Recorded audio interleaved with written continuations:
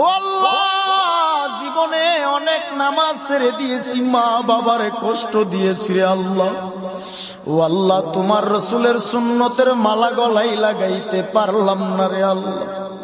তওবা করে নিলাম আজকে আলেমুল আমাদেরকে সাক্ষী রাখিয়া।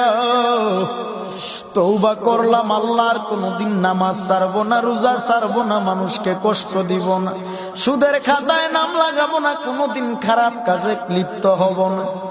আমার আল্লাহর কাছে যদি একটা বার চোখে পানি ছেড়ে তওবা করতে পারো, আমার আল্লাহ এই মাহফিলের প্যান্ডেলের থেকে বের হওয়া মাত্র জিন্দেগির আমল নামার গুনাহগুলো ক্ষমা করতে পারে কি পারে না? বলেন, রহমান তিনি কে?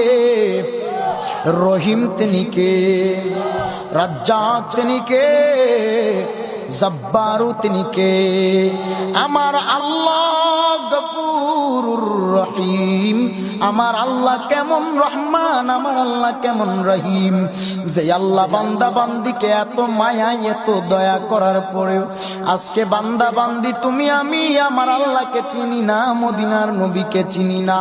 আল্লাহর দেওয়া আগুন পানি হাওয়া বাতাস সব কিছু পাইলাম, আজকে আল্লাহর দেওয়া সব পাওয়ার পরে বুঝি আমার আল্লাহকে চিনলাম না, মদিনার নবীকে চিনলাম না। কিভাবে তুমি মাওলার কাঠ গড়ায় যেদিন দাঁড়াবা কি জবাব দিবা? জবাব দেওয়ার কোনো ক্ষমতা থাকবে না রে গোলাম। ওই দিন তুমি জবাব দেওয়ার কোনো ক্ষমতা তোমার আমার থাকবে না। যার যার চিন্তায় সবাই ইয়া নাফসি বলে কান্নায় বিভোর হবে। বাবারে সময় চলে গেলে আর কোনো কাজে আসবে না। সময় থাকতে থাকতে আমার মালিকের চিনে নাও। আমার মালিকের চেনার জন্য তুমি যাও।